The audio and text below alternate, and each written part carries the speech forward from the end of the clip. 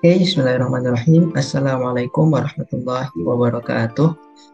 Pada kesempatan kali ini kita akan membahas yang namanya array atau larik. Ya. Dimulai dari pengertian array atau larik adalah variabel yang mampu menyimpan banyak data dalam satu variabel dengan tipe data yang sama. Array memiliki elemen-elemen yang digunakan untuk menyimpan banyak data. Nah, cara memanggil data array pada elemen tertentu adalah dengan mengakses indeks elemen data tersebut. Ya.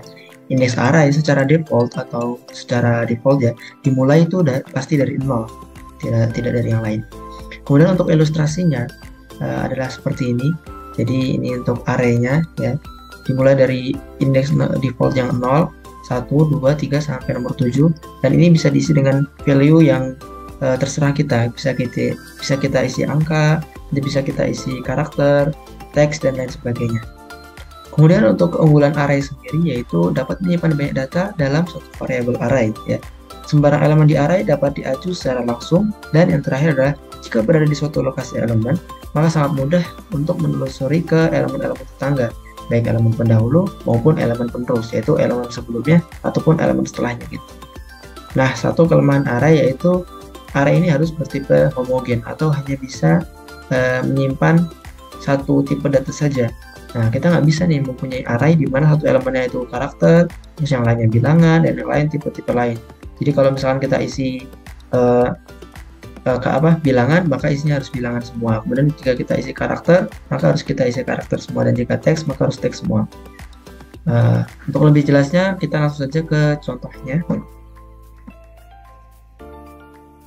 Ya, baik, di sini kita akan langsung menuju contoh dari array tadi ya. Ini di sini kita akan menggunakan contoh array dengan menggunakan tipe data integer atau berisi angka. Jadi di sini kita akan memulai dengan integer, kemudian kita tuliskan di sini nilai. Nah, di sini untuk jumlah array yang mau kita simpan itu ada berapa, bisa kita tuliskan di sini. Jadi kita tuliskan di dalam tanda kurung kotak ini. Di sini kita tuliskan 5, maka dia akan mampu memuat 5 variabel data, mulai dari 32, 42 sampai di sini 57. Nah, kemudian untuk menampilkan dari data array ini, kita bisa menggunakan for. Ya, dimulai dari for, kemudian untuk inisialisasi awal dimulai dari 0.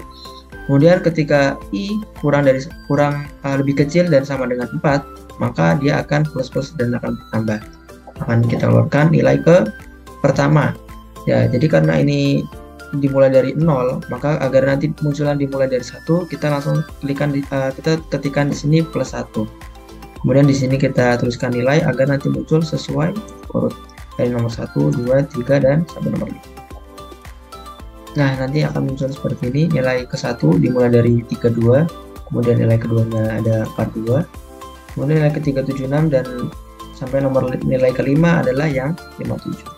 Ini untuk yang bilangan. Nah, kita bisa saja ganti dengan yang lainnya. Kita bisa ganti dengan teks, kita bisa ganti dengan karakter dan lain sebagainya. Hanya tinggal kita perlu mengubahnya saja. Selanjutnya saya akan memberikan contoh yang kita akan menuju ke contoh berikut. Nah, untuk contoh selanjutnya ini kita ubah ke teks ya. Jadi kita ubah saja dari integer kita ubah ke string. Kemudian kita ganti untuk ini ya dengan buah. Nah, ini kita bisa isi lagi seperti tadi nama-nama buahnya. Kemudian untuk rumus for-nya sama, hanya saja kita ubah di sini menjadi buah. Nah, kita coba untuk run-nya. Maka akan muncul seperti tadi ya. Ini kita ubah menjadi nama-nama buah saja.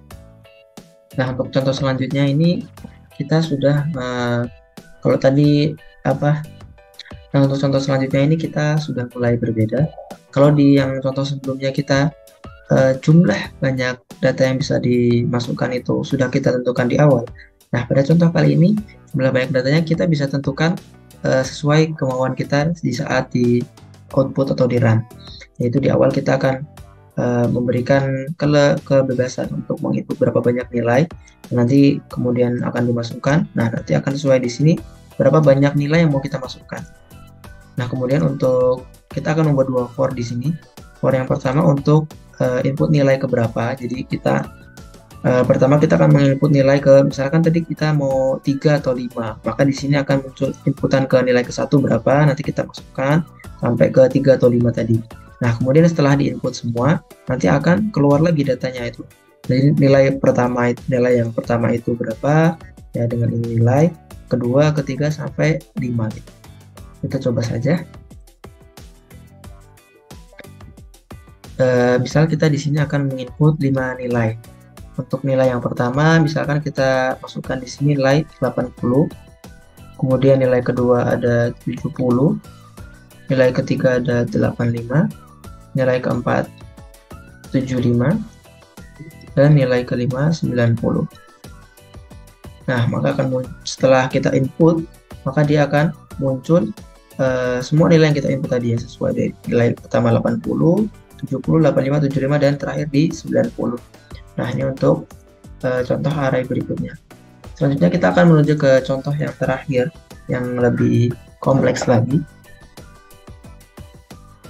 Ini untuk contoh yang terakhir, ini lebih panjang. Jadi kita akan, kalau setelah tadi kita hanya menginput nilai yang mau kita masukkan, nah di sini kita juga menentukan jumlah dari keseluruhan nilai tersebut, juga nilai yang terkecil dan juga terbesar. Jadi setelah ini kita tambahkan di sini untuk yang n, kemudian yang jumlah terkecil dan juga terbesar. Seperti yang tadi, ini kita input berapa nilai yang mau kita masukkan. Nah, kemudian ini masih sama. Nah, untuk yang ini juga masih sama ya. Kemudian kita input berapa nilai ke satu, kita input berapa. Nah, kemudian untuk jumlah nanti sudah ditentukan rumusnya, yaitu dengan jumlah kita nilainya, setiap nilai itu ditambahkan semuanya sehingga nanti jumlah itu akan muncul. Nah, kemudian untuk yang terkecil dan terbesar, di sini ketika kita menggunakan if, nah ketika ini dimulai i sama dengan nilai dari indeks 0, nah ini nilainya ini akan masuk ke indeks terkecil dan juga indeks yang terbesar. Nah, ketika nilainya tersebut lebih kecil dari indeks terkecil, maka nilai tersebut adalah nilai yang terkecil. Tapi jika terbesar atau lebih besar daripada indeks terbesar, maka nilai tersebut adalah nilai terbesar dari keseluruhan nilainya. Nah, kemudian untuk yang di bawah, ini adalah data nilai, nanti akan muncul data nilai berapa, dan ini adalah untuk cout dari jumlah nilai terkecil dan nilai terbesar. Langsung saja kita cobakan. Di sini kita akan menginput 5 nilai. Untuk nilai pertama kita inputkan 60. Kemudian nilai kedua kita inputkan 70, selanjutnya nilainya 80, 90, dan terakhirnya 100. Nah, maka akan muncul ya data nilai dari 60 sampai 100, jumlah nilai adalah 400, jumlah dari semuanya, dan nilai terkecil adalah 60, dan nilai terbesar yang terakhir adalah 100. Nah, mungkin ini untuk yang array. Sampai sini saja penjelasan saya pada kesempatan kali ini. Terima kasih bagi teman-teman yang sudah menyimak sampai akhir. Semoga ilmunya bisa bermanfaat dan barakallahu fikum. Wassalamualaikum warahmatullahi wabarakatuh.